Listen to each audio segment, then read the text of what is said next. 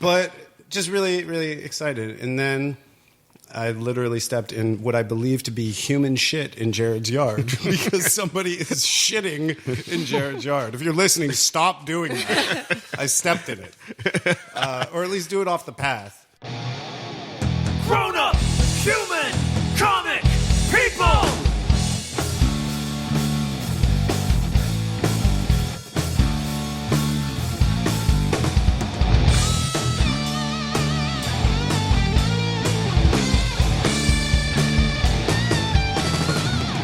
Grown-up human comic people! All right. We're ready? Yeah, we're ready. We got somebody on their phone. But Jesus I'm Christ. putting it on sleepy time mode. I had to text somebody back. I had to text the sexy text. Okay? It had to, it could wait. So now they'll text me back, hopefully immediately. I think that's called sexting. I did. I sexted someone. I was sexting. And now I'm not going to respond for like at least an hour and a half. So when they text me back immediately, it'll drive them nuts. And I won't be compelled to reply. There you go. You know what? There was a kid in my grade school whose last name was Sexton. You didn't know how relevant that was. And you know what? 10 years later. And you know something else? No joke. His first name was Dan. How did you spell that? How did he spell it? His last name, it was D-A-N? No. It was S-E-X-T-O-N. Yeah, but that's a really common British name. I had a bunch of Yeah, people but in when you say those. quickly, it does sound Sexting, like yeah, Dan Sexton. Yeah. I mean, Yeah. I hope Yeah, that we had he's a Billy used it in the Sexton. years He's since. definitely, Yeah. And his first name is always. No, there's that musician, Martin Sexton. Yeah. Yeah, he's really good too, man. He's a fucking killer guitar player. Yeah, he is. I mean, if any of those people are on their phones, what are you doing? Sexting. Be Sexton. Or if you're talking to them on the phone, you say who you're talking to. It's like Sexton. Sexting. Sexton. Well, welcome back, guys. All right, It feels that's like it's enough. been a while since we did this. Yeah. So are we recording now? Yeah, we've been All recording. right, good. The Well, you have a nonsense at the bumper. beginning is the best part. You've got a bumper. Yeah, there you go. All right, so welcome back to episode 11, I think, of Grown-Up Human Comic People. We are back, and we're ready to go. I think do we all have at least some glass, some kind of glass? Yeah. Does everybody actually have a Everybody got glass? Jared's got a glass. Everybody actually Yeah, has a they glass. handed him out earlier. Kindergarten style. I did hand them out earlier. Yeah. Sweet succulent dicks. Is that the first time that's ever happened? Maybe. It's one of the few times it's happened. Okay, so we are, we're back, Grown Up Human Comic People. We have a special guest here today. We'll get to her in a moment. We'll go around the table and everybody say something to identify yourself. Becky? Hi, I'm Becky. J-Man? Jared, what's up? Greg? This is Greg yet again. Chris? My name is Christopher. Dan? Always making pancakes at your mom's house. And it's Daniel. God damn it. Sorry, there's only one Dan here right now. That's true. If other Dan was here... Not even 5 fucking minutes into this thing. Did I just hear an Not here to upgrade? Was that what that defend the claim was? that he's not other Dan. What's that? I said, did I just hear an upgrade? Is that what that was? So, No, it's not. Well, maybe. No, I'm saying 'cause then, Right. like, you Because are- Dan is the other Dan. And Yeah. I'm OG Dan. only if one Dan isn't here does that person become the other Dan. Yeah. Okay. No, nobody is ever the other Dan. There's Dan and Daniel. Okay. All right, sorry. Daniel? And I'm still, as before, making pancakes at your mom's house. I'm always making pancakes. I even put them in the at your group mom's house. text. Oh, thanks, Beck. You're welcome. And we have a special guest today with us. We have Cat Bruno. Say hi, Cat. Hello. We're going to be talking about her book here in a second. We are grown-up human... I need to start talking slower. We are grown-up human comic people. That's better. There we go. Yeah, I have to put the trivia voice on.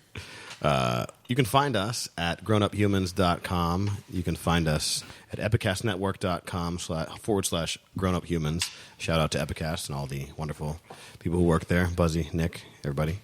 You can find us iTunes, Stitcher, Libsyn, Facebook, YouTube, SoundCloud at Grown Up Human Comic People, and Twitter, Tumblr, and Instagram at Grownup Humans. And then we have Reddit subreddit /r/GHCP. So those are all the places where you can find our sexy butts. So we're going to start with one of our pre-book segments that we haven't done for a while. We all have written a hateful haiku. Backed by popular demand. Backed by popular We demand. haven't done this in months, actually. It's been a while, yeah. And I feel like there's a lot of stuff to hate, since the last time we did this. So, True. Does anybody want to go first? Anybody? Should we? Let Cat go first. Can Cat He's go our first? guest. Yeah, our Okay. special guest go first. Cat. All right, so this is something that I hate. Winding country roads and me driving a fast car behind a slow fuck. Well, that just says what it is. I was like, I don't think it's going to be too hard to guess that one. Is That it is- driving behind a slow fuck? Pretty much. Yeah. That is really obnoxious. Oh yeah. I hate that on Parkway East. Like, I'm a pretty nice person, but like when I'm in rush hour traffic on Parkway East or any parkway in Pittsburgh, I turn into this horrible human being where I hate every single person. Oh, I turn into Dwight Schrute. I think that traffic kind of dehumanizes everyone because you don't see the person's face who's driving the car, Right. and they can't see your face, and everyone knows that. So everyone just becomes this fucking id monster. Yeah. And they're just like, yeah, fuck everybody around me. I need to get where I'm going. The only time that I get massive road rage. This haiku was like ode to no passing zones, which are like really Those what are I the hate worst, the yeah. most. But sometimes when I get so road ragey to keep myself in check, I'm like, okay, think of that as like my dad driving because my Yeah. dad is like very slow, takes forever to make a turn. So then it like humanizes them a little bit more. I think I kind of feel guilty. But. that might make it worse for me if I was somebody I know, because if I'm in the vehicle with them, I know how they drive, and it frustrates me. So I'm like, oh, you're doing it just like that person. Damn it, Mom! Yeah. Quit tapping on the accelerator. Gently press it down until you reach the speed you want. Do not keep tapping and letting your foot off. It's driving me crazy. I'm gonna fucking puke. That makes me really nauseated. Yeah, me too. That's a pet peeve of mine. Ditto. I always, I remember whenever, because I worked 13 hours a day when I worked for the law firm, and you hit both rush hours, and it sucked. And I would just sit there going, we need a new plague. Just looking at all the people around me, hating the world. There are just too many people Oh, yeah. in general. Yeah. But keep having kids, folks. That's a good idea. You should have to have a license. You're the exception. Don't worry. Whoever's listening and having Yeah. children, Oh, yeah. you're That's the fine. exception. Especially You're Dan. absolutely the exception. Your genetics are the ones that need to be passed along. Yeah. So just keep doing that. It's Yeah. you guys that are going to make this world better. I guarantee. Man, we're really hitting hard with the positive stuff Yeah, right we now. are. Well, this is hateful haiku. That's true. Yeah, we're getting all the hate out right now. So, who wants to go next? Go next. Becky? Okay, go ahead. Although two of you already know what it is, so don't say anything. Jewelry, candles, knives. No, I will not buy your shit. Stop messaging me. Okay, yeah, I know Yeah. what it is. I can't say that. We talked about this earlier. Yeah. Because I didn't know if we were going to do hateful haiku or So is it like those home parties you always get invited Yes, to? the multi-level Yeah. marketing. Yeah, And yeah. it's just... And I don't know why, but in the past couple months, I've been hit by the most obnoxious, and unfortunately, it's usually women. Yeah. They're quite often stay-at-home moms, and they're trying to make a buck, and that's great. Good for them. They're bored, trying to make some extra money. Good, but they're not real entrepreneurs. And like I was telling Krista, one of them was a swim friend that I hadn't seen in over a decade, and she messaged me saying, "Hey, Becky, heard you were having some health problems," and that was the subject of the email. And then said, "Hey, did you hear that I'm a new rodent in Fields? Have you seen this brand new mascara that we?" And that's all it was. That the subject had not, and I got so angry, I blocked her and sent her a message. I said, "This is really rude. I think you need to, message people under completely different pretenses, take a different tack because you're blocked right now." So, and then the other one, which was even worse, I told Chris this, was a friend who's actually almost as sick as Chris and I, which is pretty up there. Wow. That's And it's she impressive. said she had just gotten a port. You guys know I have the pick. And she said, "Hey, do you want to just get together over coffee and just chat about how much we hate like hospitals and things?" She's in there a lot. And I said, "Yeah, that'd be great." So we met at Eaton Park because that's where she wanted. And she said, "So I recently became a premier, I think it's called premier jewelry consultant, and I think a lot of these would cheer you up." I'm like, "Excuse me?" And that's how she started the conversation. Wow, she suckered you into actually meeting with her. Yeah. Well, yeah. That's how those motherfuckers do it, man. And you're like, oh, that's great. Because, like, when I've been navigating all this cancer treatment in the hospital, I've been wondering, like, how can I get my mascara to stay on? How can I get my mascara to stay on during these CT What scans? jewelry Because should I wear to my next infusion Yeah. appointment? Do you have anything that won't fuck up in an MRI? I need something I can wear in with me. Yeah, I just need to feel confident while I'm lying there. Yeah. Thanks. You knew exactly what I needed. Yeah. But I got very angry. I actually got up. I said, no. Wow. I almost said her name. No. And I haven't talked to her since. Because that was fucking really shitty. Yeah. You should have been like, and you're paying for my super burger, bitch. Yeah. I'm taking it to go. Box, please. I hope you got a really big appetizer platter there. I didn't. Something like there's multiple fried mushrooms and mozzarella sticks, and you left it. It's cold, congealed at that point. and she I got a paid grilled for it. sticky with ice cream. I just took it to go. Yeah, absolutely. Fried mushrooms. Man, Who's next? Let's fucking hate some more, man. I'll go. All right, here we go. Only on buses, unless to the casino, which is important. Oh, only on buses. Casino, which is important. wait, what? Only on buses? Only on buses, unless to the casino, which is important. The T? Yeah, pretty much. Yeah, Yeah. just the transportation system in the city. Oh, the lack thereof. Yeah. Grabluski, it's funny that you should walk in right now because we're familiar with this whole. We talked about this before, but yeah, like. Thank you. shout out to Super Monkey standing behind me. He brought the porn into the house. Yep. So we got the transportation system in the city. Someone tried to explain to me. We had this conversation on Facebook. Some guy who works for Port Authority, and they somehow we spent how much money on building a goddamn tunnel underneath the river. Yeah.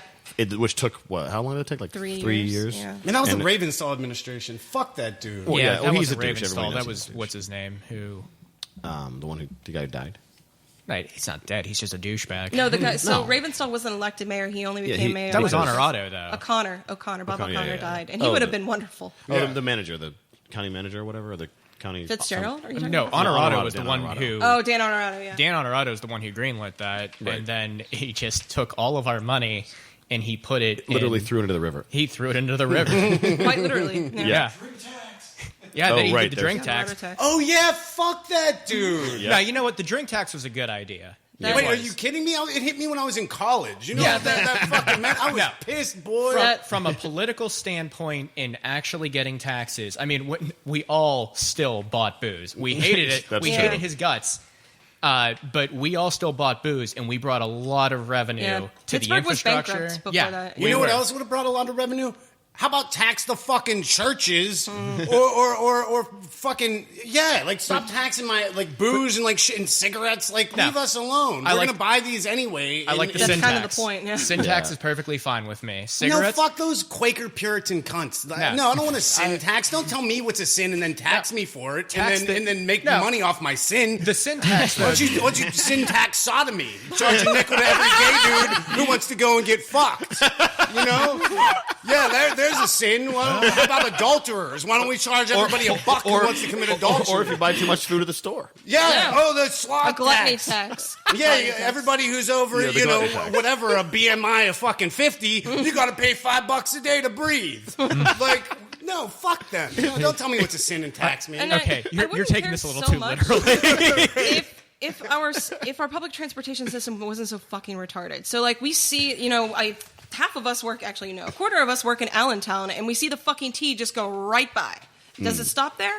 No. The Brown Line has been completely obliterated, and those are some of the most impoverished people that rely on public transportation. But no, Yep. no, they're horrible. And then, you know what? They've consulted with CMU, you know, nerds, almost nearly every year, Port Authority, and every year Port Authority rejects their ideas.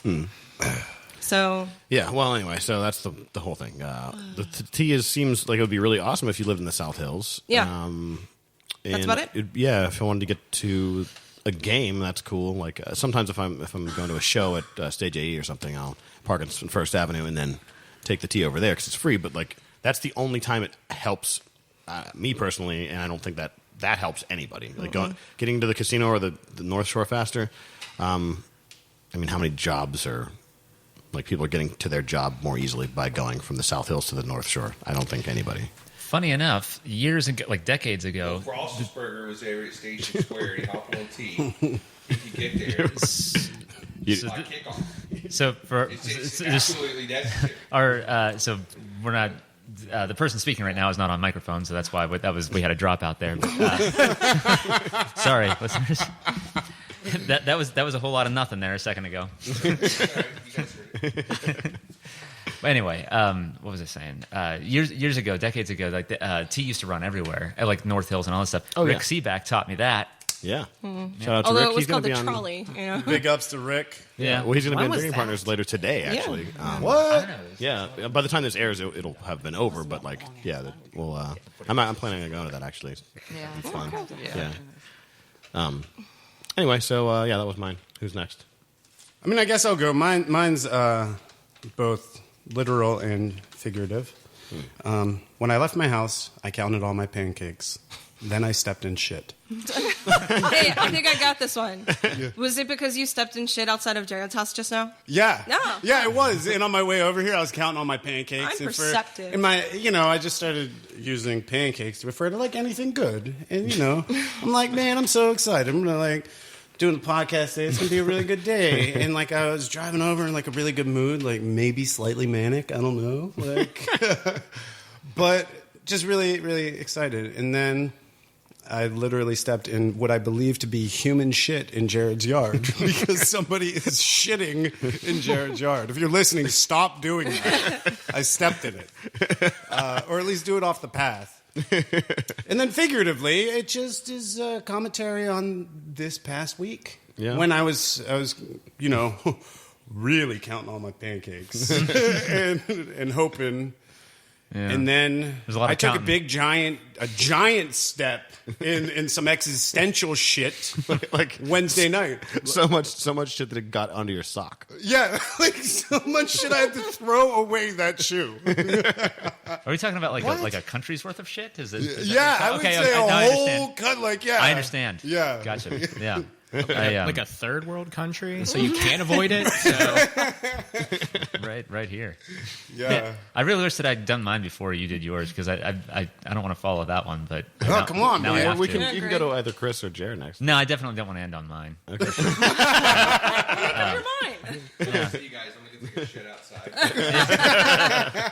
This is all fitting together. Thank you. All right, so here's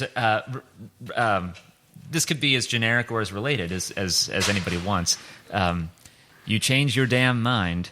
More than shitty underwear. Have some conviction. Fair enough. Is Yeah. this people in general? Nope. A person. Yes and no. Yeah, I mean, like I said, you can. That's something that it bugs me. Just in general, the whole like bandwagoning thing. Oh yeah. Oh, right, yeah. But that of course is applicable to almost anything that you see. So I was thinking about Dan's plight with pancakes and human shit from a couple days ago. In particular, as far as like people's opinions and like how they're swayed and Oh whatnot. yeah. So what people said a couple of months ago might not be what they're saying right now.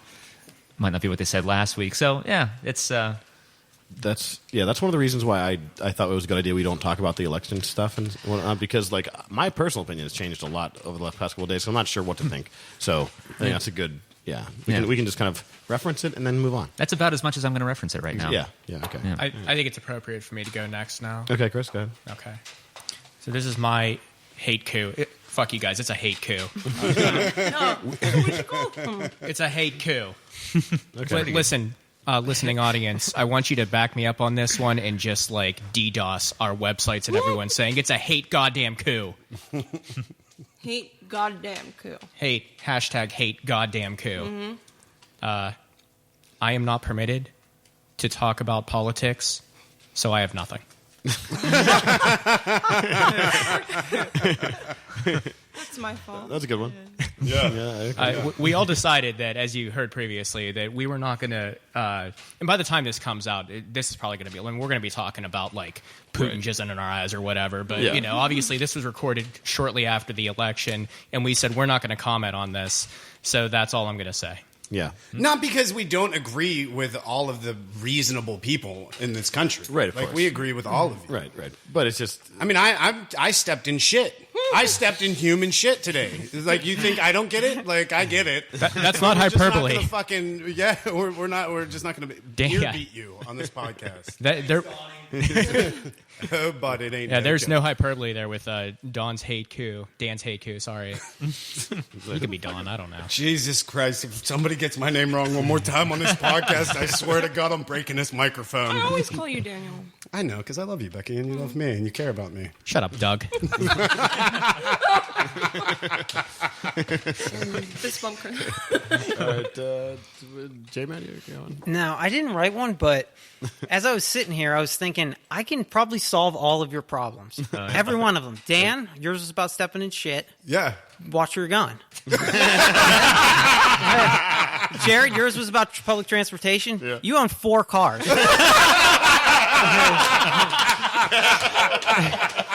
This is a new segment. We gotta make this into a new segment. Please let us make this into a new segment where Jer solves everything. We need this in our lives. Okay, traffic, just leave 15 minutes earlier. I do it all the time. You do. What was yours, Becky? I can't remember. Multi-level marketing. Multi-level marketing, I'm not going to touch that. Okay. Greg, what was yours? Conviction, changing minds, mob mentality, like His was real meta. bandwagoning. I'm going to skip to Chris. Yours is about politics? Yeah. It's Hollywood for ugly people. Absolutely right. Whoa. That's pretty good. This is, yeah. I missed 2. Come I'll back to have Greg's. to Come on, think. I think I'll you have to could- think better. What was yours again? Say what it was. Mine was you change your damn mind more than shitty underwear. Have some conviction. See, I don't like that either. No, mine was pretty He bad. makes a good Mine's point. a simple one, and I've already taken steps. Block those people. Yes. It's, Unfriend those people. Yeah. Huh.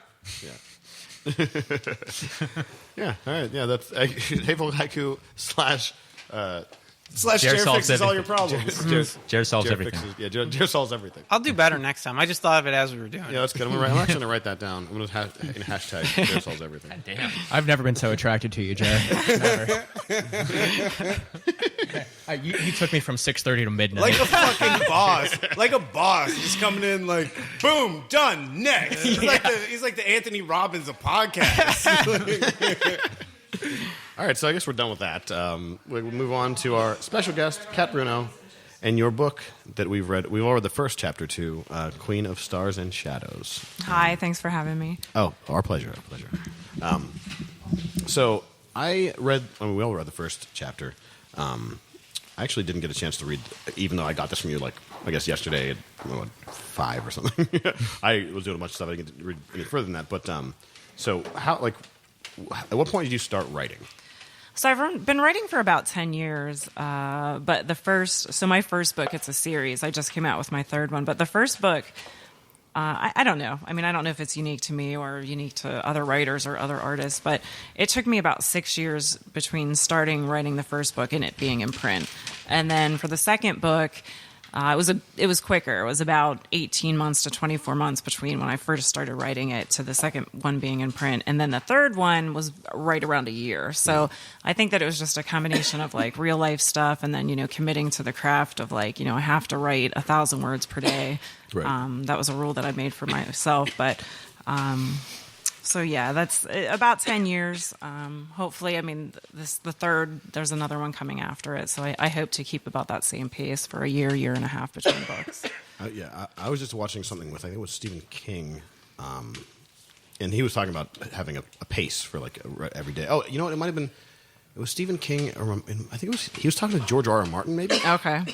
And so I think George Martin asked Stephen King, like, How do I get this damn book done? How do you do this so fast? Yeah. And Stephen King's like, I don't know, I just write as much as I can. I'm pretty sure that was the interview. I had heard something similar, but what I remember from Stephen King was that he says that he writes 10 pages a day. Yeah. Which, it ends up being a lot. Yeah, Well, that's a yeah. ton. Yeah. Yeah. Have you read, as a writer and as a person doing creative things, have you read the book Art of the War of Art? No, I haven't. Jared, can you fact check, see who wrote that?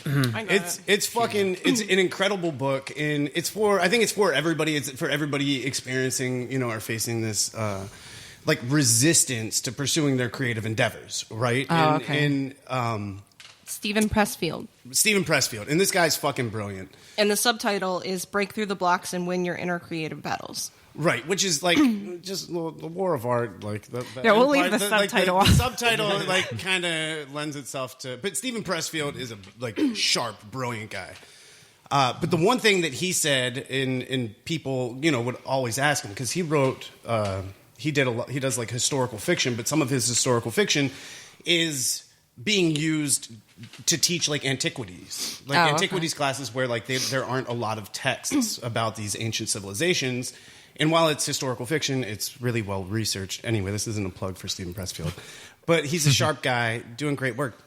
But the one thing that he said when people ask him, how the fuck do you do this? How do you keep, putting things out there? And he's like, well, it's funny, there's, I wait for the muse, and the muse shows up every day at 9 a.m.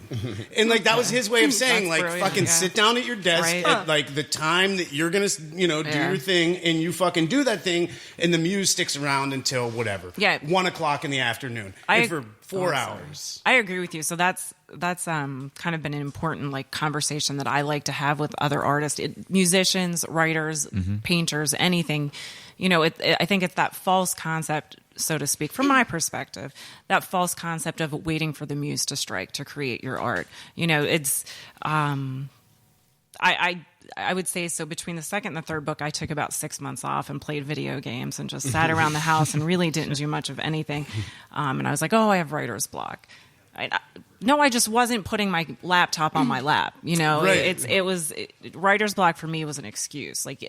Sometimes those 1,000 words, I won't keep any of them. Sometimes I'll keep them and more, but it's just giving yourself some sort of I'm going to get up and I'm going to, I don't know, paint this corner today. Or, you have to, I think that you have to have some structure and some discipline because, a lot of artists by nature aren't the most disciplined people. So we have to force it upon ourselves, and we can't say, oh, well, it's not the muse. Well, the muse will come while you're sitting there. I love that. I love that thought. But I feel like this experience is something that we experience as human beings, across all things, especially in creative works and especially in creative endeavors where that's not necessarily your sole source of income, right? So perhaps a writer hasn't been published, or a band who hasn't been fucking signed, or whoever, whatever it is, where you're not getting, royalty checks yet. It becomes that much more difficult because you can put it off indefinitely. But I think in every area, instead of going home, I meet people all the time, myself included, who are I would like to read more. I would like to read, spend more time reading. And then you come home and you've worked and you've done all your shit, and you turn on the TV, and you turn on the TV for you'll watch one episode of whatever, and you'll be like, oh man, well, it's on Netflix. I'm just going to catch the next episode real quick. One episode of Westworld. Yeah, right. You're watching all of them. Yeah, before you know it, you're 3.5, 4 hours into the night, and you're like, oh, I'm going to go to bed now. And it's this resistance, because you think about picking up that book. But when you tell yourself, and this is the same way, I do personal training and getting people to, it's let's start out with the lowest, the least amount that you could possibly. I want you to work out. I want you to do 4 movements. And that's all, and then you're done. And if you feel good, then we'll keep moving on. And that's the thing. If you just set the bar super low, once you're in there, it feels like this momentum builds up, by magnitudes. Just in that very first part, whether it's with writing or creating or making music or working out, or doing things that we have this aversion to. It's we want to be lazy. We don't want to we want to be passive. There's this. It seems like it's this evolutionary drive to conserve energy, and the easiest way to do that is to lay on your fucking back and stare at a screen that is built to entertain you. Oh yeah. And if it doesn't, you find a different thing on that screen. And while you're on that screen, you're looking at your smaller screen that's in your hand. Right. Yeah. Fucking shit. Yeah. And while you're looking at that smaller screen, your mind's drifting off, and before you know it, you have Facebook on your phone, and you have fucking Reddit Game on of your Thrones computer. on your TV, and you're jerking off. Like, because you're so fucking bored. Like, you know? I was going to add jerking off if you weren't.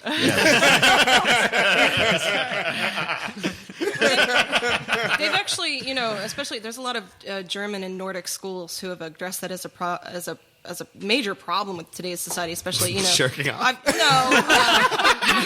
Lack of attention spans. They're not fucking Quakers, Junior.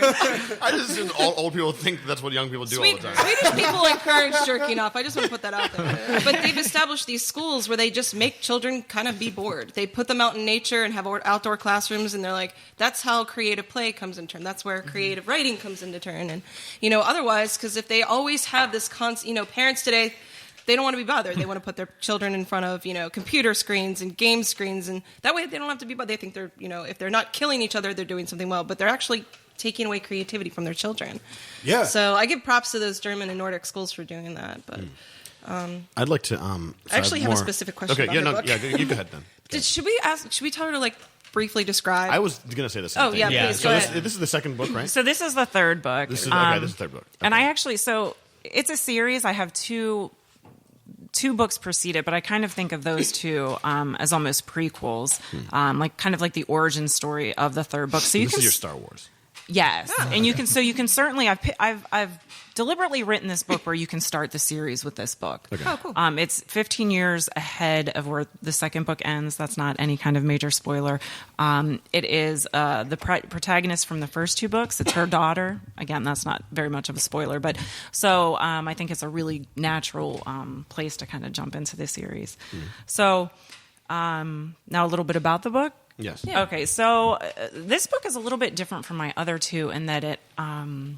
I got into anime a lot over the last few years, and so it's just a huge resurgence in comic books and superheroes. So I consider myself a traditional fantasy writer, but this book definitely has a anime and kind of superhero kind of influence to it. My main protagonist, eventually, I would love to see her in some sort of graphic comic series. That's I've talked to a few artists about that, but so she's a dark character, kind of troubled, has grown up away from the throne that's kind of been waiting for her, and she's got some typical fantasy superpowers to her.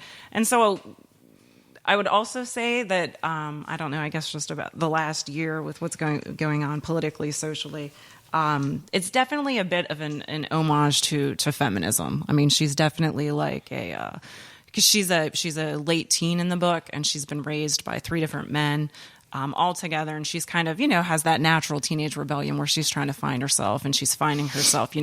She's tired of these men telling her what to do, so it's kind of a little pushback with that too.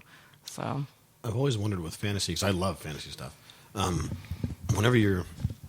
Do you have sometimes in TV or movies, do you see somebody who's writing or somebody who's trying to catch a serial killer or whatever? They have this huge, a wall of stuff, and they're with a bunch of different. the strings There's all attached. you've got the a genealogy, and then a language translator, and all kind of stuff to because you're to building keep a track world. of it, yeah. To keep track of how your world is. How it spins, how it functions. I can't imagine what George Martin's fucking wall looks like. Oh, yeah. People. He actually has two people that research that for him. He eats Right. for two The same people that did World of Ice and Fire. If he has no idea what he's doing, Yeah. he calls them and hey, have I ever had two Bravasi butt fuck each other on the Weiss wall? And they're like, no. What are you writing? He got distracted by having porn on his phone. See what happens? George Martin, quit looking at porn on your phone. Actually, my question, it's half question, half comment, is related to what you just said, because I'm a kind of a linguistic nerd, and I saw your proper nouns, and you have a glossary for them. By the way, thank you for italicizing them so that anyone can flip back. I think that's very useful. But I'm just amazed because it looks like you take your, I'm sure some of them are rooted in fiction and your imagination, and some of them are rooted in truth. But I see Latin, I see Gaelic, I see Chinese. Mm-hmm. I wonder if that was rooted in Japanese, rooted in your anime. Yeah, I mean, This is great. I wanted to know how you came up with some of these. Well, so you're right in noticing the Gaelic and the Latin as well, because the first two books, it's people that mostly they're not fantasy fans, because anybody that's read fantasy, I don't think would ever ask a fantasy writer this question. But a lot of people come up to me and say, well, what year is your book set in? It's fantasy. And if I can't give them an answer, Right, I'm like, right. well, it's, so then it goes into a long description of trying to explain to a non-fantasy reader, the whole world building. Right. What they might be asking, what they're probably trying to ask you is, how much technology does this world Right. Yeah. That maybe that's how I should be That's answer it. I You're think right. that's what most people are wondering. Yeah. That's Now, I these never are thought young of that. Earthers, and they're baiting you into an argument so that you give them a year, and they can be like, "No, see, this is bullshit. I'm They're being never set up. dinosaurs." I'm being set up. As they But tip their I fedora. love the way that you interweave different cultures. Yeah, so in the this. third book, which was so much fun for me because it geographically, and I can talk about this briefly or not, but so geographically, from my first book to my third book, the characters keep traveling east, so to speak. And for me, it was intentional with the second book because I wanted to, it's a common complaint. I've read fantasy since I was probably 8 years old. That's my main genre. I love epic fantasy. Do I you have a love favorite? series. I love George R. R. Martin. I like Michelle West. I don't know if you guys know her. I like Jacqueline Carey. They're two of my top fantasy I don't know writers. either one of those. You don't? I don't. They're fantastic. Jacqueline Carey has her books are a lot darker than Michelle West. But Michelle West is, what I like about her most is her character development. Her books are so long, and she takes her time, and you really get to know her characters in an awesome way. So, that's two of my favorite female fantasy writers. So they keep traveling east, and a lot of it was because I wanted to introduce non-white characters into kind of fantasy. It's a pretty Eurocentric genre. So I wanted to, do it, but do it in a natural way that wasn't forced and wasn't just like, oh, here we are with, characters of color, so to speak. So I tried to do it naturally and let my characters kind of progress. So by the third book, the character does go to an Asia type of land and stays there for, I would say, 75% of the book, So it's which kind was awesome for me, just kind of researching that and getting to know a lot of I try to weave a lot of history and philosophy and mythology into my books. I'm a huge mythology fan. So there's a lot of Eastern mythology and philosophy in the third book. I like the idea of like having mythology for your, because like the book itself is kind of a mythology. Oh, absolutely, But then having yeah. a mythology within the mythology, Yes. what comes to my mind is did anyone read the Wheel of Time? I read the Wheel. Read them? Okay. I didn't. No, I did make it all the way Neither through. did I, and that's fair because it's bullshit. That's Like, actually so- one of the reasons why I didn't read it. Yeah, no, Yeah, me too. After One of the reasons why. after number 5, it's a slog. But whenever they keep talking about legendary figures like Arthur, it's Arthur's Hawkwing. It's whenever one of those characters finally appears, like, oh shit, that's the dude from having a mythology and then delving into it is really cool. And Tolkien does that kind of thing, And so the central battle that's eventually building into this book is man versus God. And at one point she says, again, because there's so many different mythologies that I weave in, and just little tales. It might just be a paragraph somewhere. But at one point, the main protagonist in the third book says something like, who are the gods going to be when all of their masks fall? So I'm playing with that idea of what we all name these gods differently, but what happens when all of them are proven false? So, That was cool. You get the Yeah, movie that's cool. Hercules. Which one? The Disney one. I would like to. Well, the Greeks and the Romans had different names and different backstories for essentially the same gods. Right. So I just want to comment on your writing style. I only read, just the first chapter. oh, that's fine. Yeah. Because I'm just going to admit it, I'm lazy. I had probably more over there, but I'm just not a good person. That's what it comes down to. had the first chapter. Yeah, well, we did have the book here. I could have. No, I only had the book since yesterday. Yeah. Yeah, I know, but I had at least another 20 minutes I could have done it. That first chapter is 6 pages long. It's I pretty- easily could have gone into the second chapter. pretty- Yeah. No, I really like your writing style. You paint a very vivid picture Yes. with very little, to be honest. I mean, I got exactly what I was supposed to get in that first chapter, and I gotta say that I hate the way that fantasy writers write. Jared will back me up when he forced me to read Game of Thrones. It took 4 months for me to actually get through the first book there. I despise the writing style. And because until about 3/4 of the way, like very little happens, and then you're like, "What the fuck?" Because he spends the whole time describing every little fucking noun and every especially person. the sex and the food. Yeah. If I read turnips and onions dripping in butter one more time, like I just assume that's all of the winds of winter is that, and then You can tell when he's getting hungry as in the Yeah, food I writing know. process. exactly. Lamprey pie. You gotta go to Ponderosa. Lunchtime for George. And they're going to stop at an inn and But, have a meal. So I have a tendency, and I think a lot of people feel this too, especially with fantasy. Any book, there's almost a fatigue in getting started with a new book. I have this trouble. I've been on a block for a long time. It's easy to read comics because there's pictures associated with them. I can read them on my phone while I'm jerking off. It's fine. But when a book is a commitment, and there's very few authors out there, I feel, that I'm like, okay, I know exactly what's going on. This is the third in the series, and I haven't had anything, but I knew exactly what I was getting into right away, and I read it, and I understood it, and I wanted to continue on because there wasn't anything there stopping me. You gave just enough. That is a rarity. I can think of Patrick Rothfuss, who can draw you in within like 4 sentences. Yeah.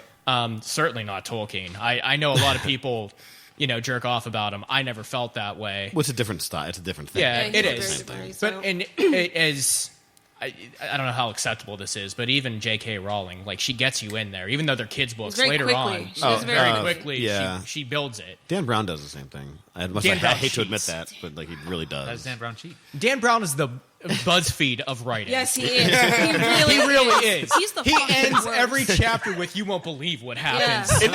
Chapter 19. No, it's just The R.L. adult, Stein It's School of adult Fiction. R.L. Stein. Yeah. Exactly. Yeah. And then they fell off the cliff. And all you have to do is, like, in order to stop reading, all you have to do is read the first sentence in the next chapter, and then you'll be like, okay, Yeah, I can take a break now. Yeah, or Yeah. it's learn how this one weird trick killed the Pope. That's him and Barbara Kingsolver. I fucking hate her too. She's another one who writes like that, and I can't stand But her. again, that's too far into it. Yeah, in my that's- opinion, you're not Dan Brown by any means. I just wanted That's a to good compliment thing. you on that. Is that there wasn't anything pretentious about it. It was good, solid writing, and I feel like people don't recognize that enough. So thank you for your writing style. And I think in this book in particular, like it's meant to be crisper. It's meant to be like more aggressive because I definitely, even though I said it's like a feminism undertone, I tried to appeal more to a male demographic. So it's interesting to be here with you guys. Because there's fighting scenes, there's sword play, there's, like I said, there is that definitely an anime influence with a lot of battle scenes. So, But you're not taking a heavy-handed approach to the feminism. I've read about halfway through the book, and it's very subtle, but also she's a very strong character. But it's not like she's a feminist because she's a feminist. Do you know what I mean? She's not like saying she wouldn't ever identify herself exactly. as that. She's And just it's very well written, and she is a feminist character. But I wanted to ask, do you see any of her, like you and her? Because the cover looks exactly like you. No, you know what? I have an artist that I work with, and I told him that I wanted, you'll get to the dresses significance later. No, but I mean, I do have a teenage daughter, so I certainly, I can like intimately relate to the impetuousness that she has, and sometimes those battling between what you're thinking, what you're saying, your emotions. So yeah, I can. No, I don't. I don't think she's anything like me, but I do like her. I mean, I think she's I'm trying to create her as a very complex character. So you should like her at times and hate her at times and be shocked at what she does some of the time. So do you think, would you be friends with her in real life? That's a good question. yeah. Oh, I'd definitely be friends with her. Would you be like a good friend of your friend who's like, oh, we need more people for a party, you should call her? Well, no, she would definitely be like a super depressing friend. She's She not had a live journal at one point. She's not. Yeah, she's not a joyful girl. Well, she has reason not to be. Yeah, joyful, she though. definitely has a reason not. Forgive to me. be How do you joyful, pronounce? Is it Saoirse? Saoirse, Saoirse. yeah. Okay. And I have a question because the fight scenes, like just in the first chapter, because that's all I had access to. They were good, and they were like, it was kind of technical, and coming from somebody who has spent the largest part of their life, like from a child, like studying, like training martial arts, and like it's like, yeah, these are like there's like some components of like very traditional, like how it's written in like the scrolls, like that's what you do, you know. And I was like, is she a martial arts dork like me too? I'm not, but I did watch several YouTube videos for some of the scenes, just to like terminology and just like body movement, because later in the book she travels east, and one of the main reasons, two reasons factor into why she's traveling east. Her throne is to the west, but they don't think she's quite strong enough to try to go retake it yet, so they're trying to buy some time. And they want her to learn, she's mastered the sword, and she can, she's been, well trained. So she's going to East to learn how to fight without weapons. So I did. I investigated and researched the history of martial arts and the temples where people trained in, and that's what she ends up at, a temple, a fighting temple. That's cool as fuck. Yeah, and so one of the most significant scenes in the book is she fights against a tiger. Like it's, so it's, there are tiger temples out east. And I kind of took that idea along with like, Roman, warrior battles. And so she fights this tiger live in front of this whole scene. Oh man. I actually have some good resources for you. There's actually a very old traditional Japanese fighting system in the English translation is tiger knocking down school. Mm-hmm. Maybe I'll hit you off, and you could watch some videos from there, and you'll be like, "Oh man, I'm definitely fucking incorporating that." Oh wait, it's already written. What the fuck? Well, but I mean, anyway, it'll maybe inform the next. Yeah, that's. This next book is dedicated to Daniel Dangiuti. Well, I mean, probably should be, but knocking down all them tigers. Yin's guy's got to hit him right in between the eyes. Everybody knows that. That's how Yin's knock a tiger out. Or you put your hand right in their mouth, all the way in their mouth. Reach down, get in there. That seems wise. How do you make yourself alpha to a tiger? Just flick them on the nose. That's it. Jam your hand in their mouth. Yeah. So if you're out to fight a tiger, you shouldn't take any of this advice. No. Nope. And if you're out to fight a tiger, you're probably dead. Yeah, really. That's true. I mean, like maybe you could survive like a bear attack. Like you hear people like surviving bear attacks. Depends on the bear. It doesn't depend on the tiger. Yeah, exactly. Well, no. Like you hear like the grizzly bear, like the dude with the Bowie knife, fought the grizzly bear. Yeah, Leonardo DiCaprio, totally. Yeah, man, Revenant. I saw that shit based on a true story. All true. Everything's true. It was overrated. Oh, it's totally overrated. I held my breath for 3 hours, and nothing ever happened. Like I was waiting for the climax. It was just all build up. It was like a Blue Balls film. Like you left there and you were like, really, that was the climax. The fucking Native American guy like cruises by and he just kind of like gives him like a half head nod, like you're still a bitch, but you're alive. I imagine that what you just described is like sex for a lot of women all the time. Just like, oh, that was it. Yeah. That was it. Yep. Am I right? I don't know what you're talking about. Oh shit! Right there. I'm thinking about this to them bitches, Jerry. Topsy-turvy that shit. I have no idea what's going on. Yeah. I do. Greg is just handling it in the bedroom. Jesus Christ! Hopefully he has more tact in the bedroom than he does right now. He's knocking pictures off walls. He says he's all sex right now. It's all party. It's all party. I can smell your pheromones. I meant to also express robust regret and pity towards. If that is the case for women, I'm very sorry. No, man. The thing is, you gotta you gotta handle that up front. Make sure that they're satisfied. I just meant generally across all people. What, if you're having sex and not coming? Yeah, I'm saying yeah. I don't think that happens for a lot of men, I think but a lot it's of primarily I think a women. lot of men, don't satisfy their women. It's because they're lazy, dude. Probably. Yeah. Like, go out, put the pizza down, take a jog around the block, invigorate yourself so that you have the stamina to bring some satisfaction into the bedroom. Yeah. Don't wind out. Just do your part, or women. Yeah. Or women. If the women have women partners. Yes. Yeah. I will say that female partners like that I've, because I'm bi, but like they've been, but again, we have the same parts. We know what's gonna work, and No Yeah, excuses. it's cheating. I mean, that's fair. And I've been told on more than one occasion the only reason I'm still heterosexual is because I haven't had my dick sucked by a man. So, and I'm just, and every time somebody says, I'll be at one of these sleazy gay bars and some dude says that to me, and I'm like, sir, that's a fair statement. I mean, I don't know if we're going to test that, and certainly not tonight, but I can't discount that entirely because that's true. For all our listeners who are commonly at sleazy gay bars all the time. Yeah, I'll see you there, man. Like, fucking All the time. down. Yeah, all the time. Oh, trust me, I like me a sleazy gay bar. Don't worry. Like that's Yeah, down at the Eagle, down. Where's the Eagle? Yeah, The Eagle's down in like near Brighton Heights, Yeah. like off of like Woods Run. that's an older gate. Like, Oh, dude, it's got fucking 4 floors. Yeah. That shit is crazy. Yeah. I did like Camel cigarette promotions in college.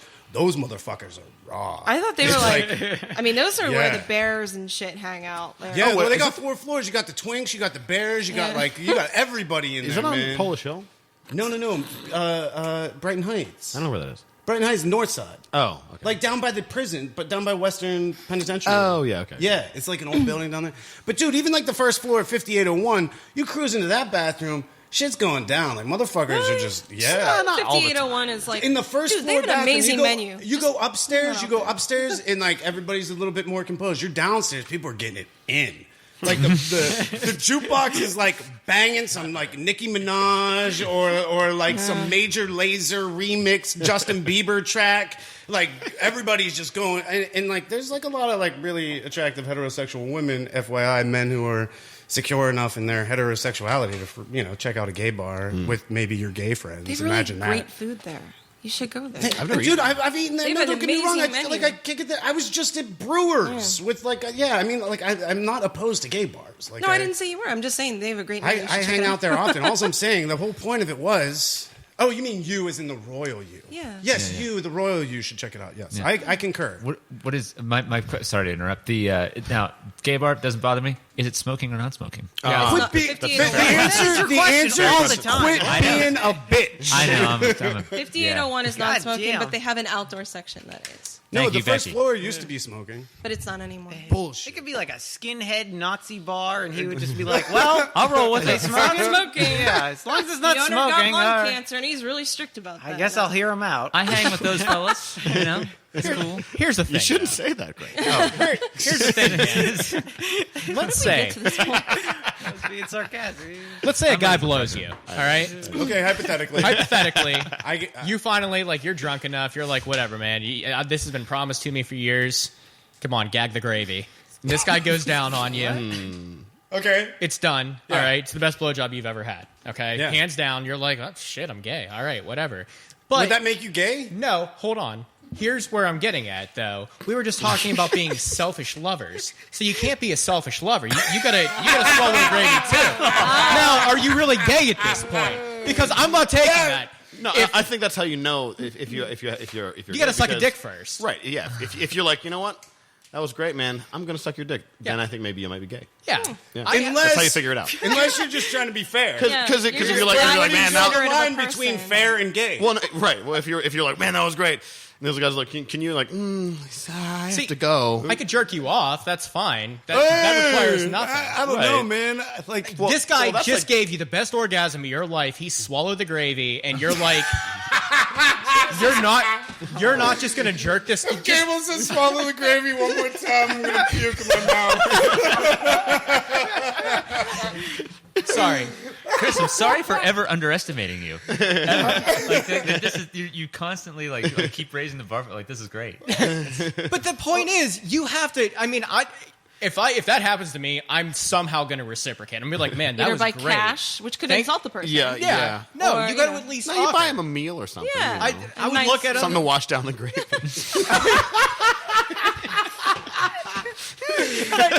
I would just look at him and be like, listen, this isn't normally my bag. That was really good. What can I do for you? And he says, blow me. I'll try. It's not going to happen. I mean, I can't brush my molars without gagging. I have stomach problems. This is not going to be good for Also, what if you you get down there and like it's like hasn't had a shower in a little while, so there's some odor. Yeah. But you'd be like all up top. You'd be all up top, and like. Oh my god. Yeah, I like guess how, that's yeah. I mean, there's going to be a lot of noises that normally don't come out of me. And for better or worse, that's just something that, and I'm gonna cry. That's gonna happen. I'm gonna cry. No. I know exactly where I am in life, and I mean, I'm just saying, I don't need this. I have a woman, and I don't want to really test these. What you're saying is, if you're out there and you think Chris sounds sexy, And he's you not wanna give him open the to best it. blowjob of his life. And Let's test this theory. And if you're into crying, Yeah. you know what I mean? Because that's probably that's the best lubrication you're going to get from Contact me too. us at Grownup Human Comment. Yeah, I mean, but that is crazy, right? Like, just to think about, like, there may be the best blowjob in the world out there waiting for every heterosexual male if they just let another dude suck their dick. And everybody's like, oh, well, man, I don't know. But it's like, it'd be like if you could, like, experience nirvana. Like, maybe it's so transcendent. It's so transcendent that it's like experiencing nirvana, but, like, we're just too close-minded to try it out. I mean, and I count myself in those numbers. Like, I couldn't do it. It's just like, I remember being a little kid and thinking, like, I read somewhere, I think I was, like, probably 12, and, like, I read in a magazine, like, some people are gay and they don't even know it, you know? Right. And so I was, like, 12, and I was like, shit, like, I might be gay, you know? And because I just thought about, like, how much, at the time, I was thinking, like, man, I love boobs, and I love chicks, but, like, what if I'm gay and I can't have any of that anymore? You know? So, not that I had ever had that at 12 years old, you know? Like, I'd never had any of that. But I was like, fuck. Like, this would just fuck up. That'd be terrible. And so I was like, all right. Who's, like, the manliest man I know? Magnum P.I. Oh. Tom Selleck with that serious stash and no shirt cruising around in that Lamborghini in Hawaii. And I was like, maybe him. And I was like, all right. Not to imagine myself making out with Tom Selleck. And all I could feel was that mustache in my mouth. Like hitting my tongue, you know? And I was like, No, and it didn't do it for me. But this is actually a good tie back to mythology, because if you look anthropologically speaking, and not even mythology, but history, so we all know that the Greeks and Romans got it on with everyone. Yeah. Mostly Greeks, not so much Romans. I would say Romans, yeah, this is more of a legend with Romans. It's not the... Yeah, but it's been proven. I mean, it's recorded that men, got it on with other men, and it was less.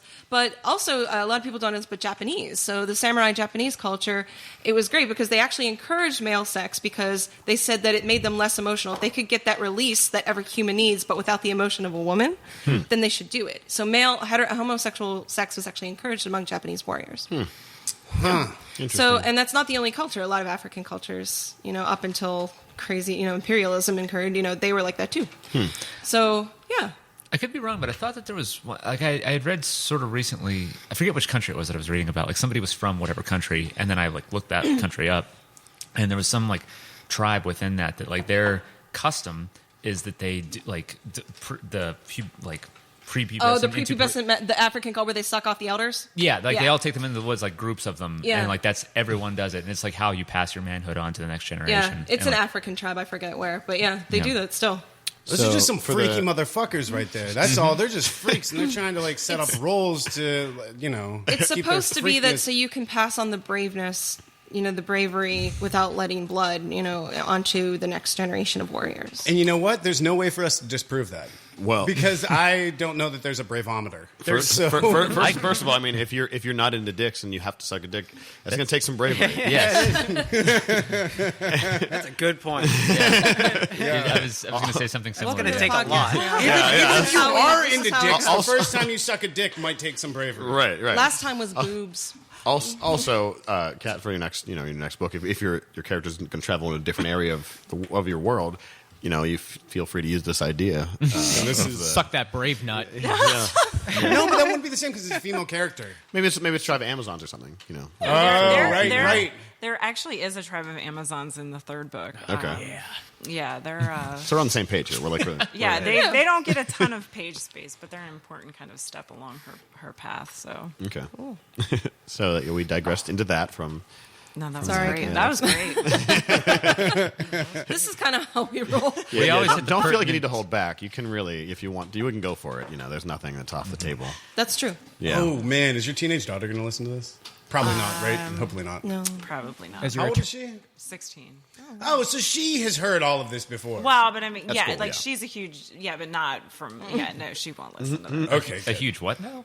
Like, no, I mean, she, both of my daughters, I have two daughters, they both love anime, and they like, my older daughter in particular loves, the gruesome, bloody. Oh, Oh, yeah. and there's some really So- adult, because Japanese culture. Oh yeah, Attack on it's much Titan. dip- Oh my god. Well, Neon Genesis, where at the Right. end, what's her name? The colonel that's in charge of the kids, where she kisses Shinji, and you're like, what's happening here now? Mm-hmm. Just for a second, it don't happen for a second. You're like, wait a minute, what was that? Yeah. Yeah. So there are definitely some in the adult anime thing, Yeah. not just blood and guts, but really Questionable. Yeah, Interesting they push behaviors. it. Yeah, they push it. Yeah, she was They trying do to get Japanese him and to do their his thing. tentacle porn. I don't get it. yeah. Tentacle It's the same way how I feel about dicks. I don't get it. Fair enough. There must be. I guess it's not just. I guess it's not specifically Japan, but it's probably just like anywhere other than America that kind of pushes that boundary a little bit. Because I know that in the not the domestic professional, like the Luc Besson movie. Yeah. I forget. It's like 20 minutes shorter or something. Oh, like that. Leon the Professor. Yeah, Leon the Professional is like the international cut has like some of the they delve more into the relationship between what's his name? Main guy and Natalie Portman. John Reno. Yeah, John Reno. Yeah, and which relationship wise is unfit for American audience kind of thing. Right. Like they kind of, and that's French, so like they kind of dip into it briefly, but Yeah. it's Anyway, I guess I didn't really have any more to go with that. But not exclusive just to Japan. I'm just saying, like it's yeah. There you go. Yeah. I need to I'm well learned. I need to Where it's re-solidify my important. thoughts on my questions I had about the book, because that was all very much. Can you give us a summary of kind of the first two books? Sure. So yeah, the first two. Quick summary.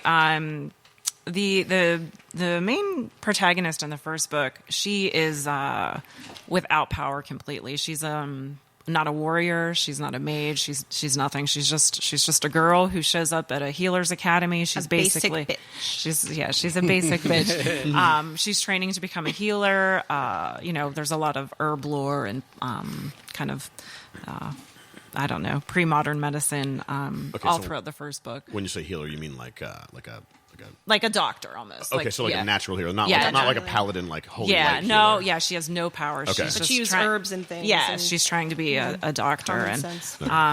so it's her, and she has this very complicated history with this dark god Conry, who's always kind of on the edges of both of the first two books. Sort of mysterious male figure. She has a relationship with him. Like I said, the third book is about their daughter. So that's the first book. The second book, at the end of the first book, my character, again, she's pretty light. She's trying to be a doctor, no magic. So she realizes at the end of the first book that she's kind of been a pawn in this greater war between, the gods, and she's been picked, and now she's pregnant. She's been picked to carry this dark character who they want to be the queen of this sort of dark throne, to summarize it kind of briefly. So realizes that at the end of the first book, she's pissed off. She leaves. The second book starts. It's a much grittier book, a much darker book. She's much more bitter. She's no longer kind of that innocent healer that she was in the first book. And she just wants to escape everything. The gods who want her, the king who wants her. She's just trying to leave it all. So, and then in the third book, it takes over, and it's now her daughter's story. Oh, cool. So for all this whole series, do you have a grand beginning to end scheme, or do you kind of write the books like one book at a time? I mean, I have a rough outline just in my head of where I want it to end, but I don't write up any kind of physical outline, and I kind of just let the books go where they're going to go. The first book, really, I thought was just going to be so ultimately I wanted to always get to the character Saoirse, who's in my third book. She was the character that I always kind of envisioned. She's your superhero. She's your, graphic novel heroine. Like, she was the one that I wanted to get to. She's kind of the superstar of the story. So the first book I started writing, I wanted to give a little backstory of her mom and how she came to be, so to speak. And just the story of her mom turned into 2 full books, 2 really long books. So, I just kind of really liked the character her mom was becoming, and I thought it was important to really show that depth to who her mom is, because her father is, like I said, always kind of on the edges of the pages, and you don't get to know much about him. So yeah, one prelogue turned into 2 books. Yeah, I'm excited to read the rest of it. I really like like I said, I'm halfway through. I really like it so far. Awesome. I think I'm gonna go read the first 2. I might stop and read the first 2 because now I'm curious about her mother. Yeah, she's definitely different than the daughter. They're 2 different. Is his life? Yeah, it's so yeah. That's like, I kind of was like, oh, this is more like an origin story. When you get, sometimes you read and then you'll have a prequel that you go back to. So that's kind of how I consider the first 2 books. I know you said before that she's not based on you, maybe a little bit of your daughter. Is there anyone in your life that you've like kind of injected into the books? Oh, absolutely. Yeah. Like, I can't, I know you're not going to say that out loud. I've got the legal disclaimer at the beginning of all of my books. Not based on anyone. It's fiction. Yes. Yeah. So it's not based on anyone, but you might. But you might definitely see influences. Yeah, I think that's, and some people that kind of have read my books, but are also in my personal life. They've sometimes asked, like, "Oh, is this based on?" And "Oh, is this based on?" Is this me? So Is this me? Has nobody said anyone that said that to yet? me yet. I just got through your book, and I feel like that was me. Yeah, yeah. Well, You're like, no. If my boyfriend ever read my books, he'd be like, "Really?" You're like, "Really?" He would probably be the first one. Was like, "That's how you had to present me." So. I can see him saying that too. But yeah, I don't normally read fantasy. In fact, I don't read. The only fiction I read really are comics. In this book, like, I breeze through. I mean, the first chapter is fairly short, but I mean, like, it pulled me in, and I was like, okay, yeah, I would definitely read more of this. Like, I would have continued reading past that point. And it's hard for me because I feel like there's so much nonfiction that I'm interested in and that kind of like informs. I guess if you include philosophy in, maybe that like philosophy is nonfiction, but I guess that's arguable or debatable. But I would have continued reading this, thank you. Awesome. Had I had the whole book, I've got plenty in my car. Do you? All right, right. Well, I'll buy one. But what's the one thing that occurred to me as you were talking? What's so cool about fantasy and sitting here talking with you, a fantasy writer, is that like this world is like a culmination of your own life experiences. Like this, like what informs this, what has created this world is everything that you have experienced that has been impactful throughout your entire life. And then that has created this world. It's not like this isn't like some objective world that's like, oh no, I created it. No, because nothing, it doesn't happen inside of a vacuum. Absolutely, So this is essentially a world, an entire world with multiple characters and multiple interactions and pursuits and dreams and deaths and births and whatever else is created. It's a culmination essentially of your life. A world with a bunch of characters that's the result of your life. And I think that's really fucking cool. Yeah, you can kind of see it in a way of being like a not a memoir, but like a footprint of like your personal experience. Well, I mean, I think it helps that like I said, I've read fantasy my whole life, so just I think that's my books aren't. I always mess up the cliche, but like aren't trying to fix the broken wheel or whatever it is. The cliche that says like, reinvent the wheel. yeah, reinvent the wheel. Exactly. I think I combined like 5 cliches. I do that all the time. Right. So But I like yeah. fix the broken wheel. We should work on that one. So yeah, I'm not trying to reinvent any kind of fantasy trope. I mean, it's standard, I write standard epic fantasy. You've got good, evil, and the battles that ensue because of that. But you're making So- it your own. You're injecting Yeah. like a feminist character, but you're not doing it, ham-fistedly. It's really great, right? And sometimes I like that because, if I'm reading, for example, something like George Martin, I'm like, man, am I shitty for liking Jamie Lannister now? I know what he's right? done. Yeah. And you're like, no one's really good. No one's really. Sometimes you want like, okay, can someone just kill this dude because he's fucking evil? Right. Like, this is an evil character. There's Yeah. no defending him. I have a just as more of a political, not even a political, but economic, I guess. As readers, so say we love the book, I read all 3 of them. Besides purchasing them and recommending to their friends, can we do anything to help you as an author? Should we write reviews on Amazon? Absolutely. Like those are the 3 most important things. I mean, read it, hopefully enjoy it, tell people about it, and then publicize it in some way, write a review. It's kind of, you have to, I hate panhandling for like reviews, so to speak, but That's why I said it. Yeah. Amazon is a beast. I mean, trying to figure out the algorithms on Amazon in particular. I mean, unfortunately, my books are in some local shops, and I'll be at Rickard and Beagle in Dormont on December 5th doing a reading and a signing there. So yeah, I mean, you can get them locally, but digitally, I mean, I'm exclusive with Amazon, so it's kind of like, you have to, they are the biggest retailer, and again, please support local bookstores, but at the same time, for digital content, you kind of have to go through Amazon.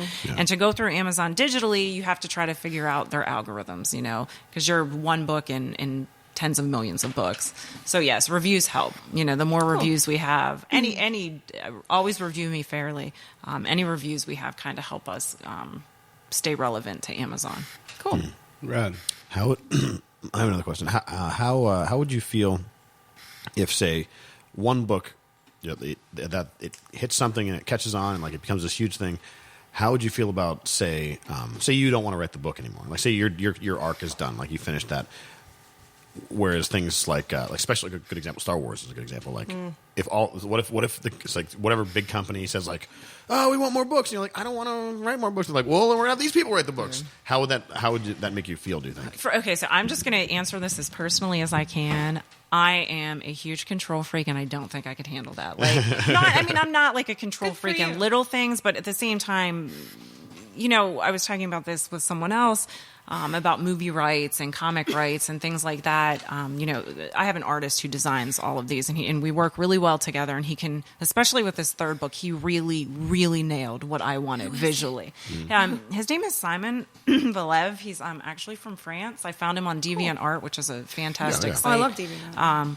So we were talking about movie rights and you kind of, would you just sign off if the price was right? And I'm like, but then, are they going to cast that person? Like, I don't know. I mean, eventually you do have to kind of let it go. But when it's your baby and you've created these characters, and especially fantasy, when you create characters really just out of nothing, so to speak, it would be hard to let that go, I think.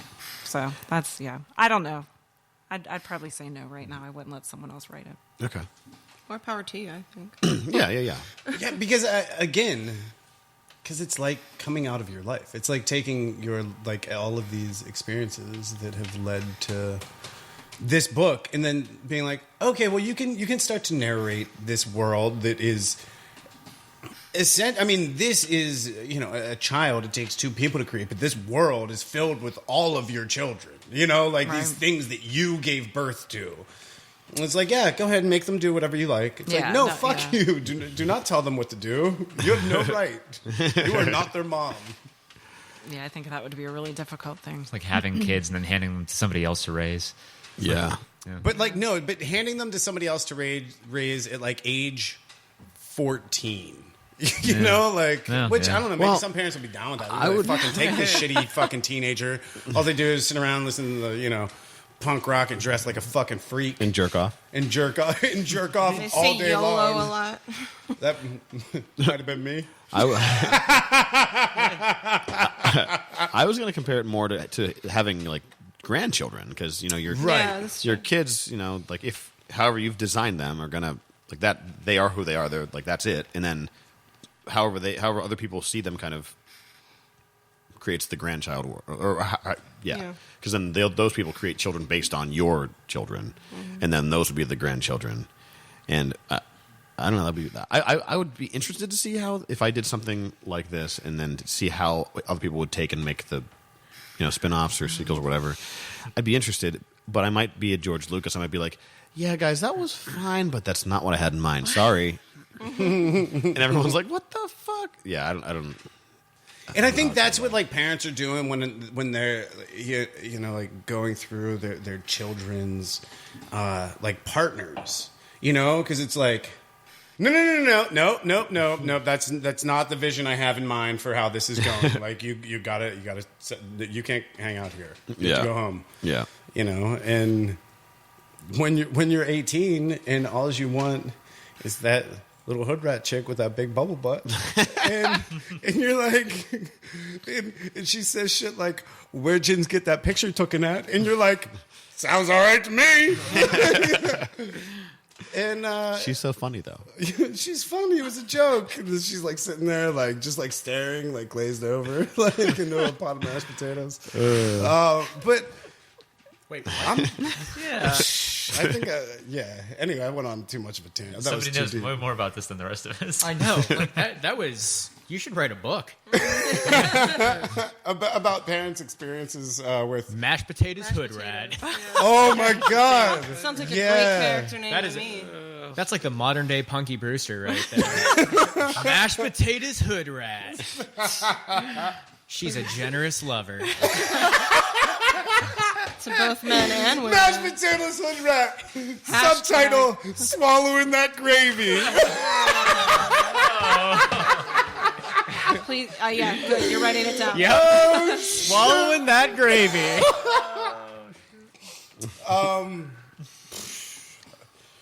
Hashtag take it easy on the vape. Everybody. Hashtag talk to myself. Okay, don't need any more of that. So we should probably move on. Go to the books. We should read a goddamn comic book. Yeah, Jesus okay. Christ. Although, thank you for coming on the show. Oh, and thanks for thank having you. me. Yeah. What's the name of the Well, book again? she's still here. Like we're No, Yeah, but yeah. I'm still here. It's Yes. Queen of Stars and Shadows. It's on Amazon. It's Cat Bruno. Look me up. I'm on social media. I'm on Wattpad, which is a great resource for readers. So yeah, Queen of Stars and Shadows. It's Cat with a C. It's Cat with a C. Okay. All right. Go check out Cat's work. We all enjoyed it so far, and we'll be enjoying it more as we finish the books. Grown-up, human, comic, people!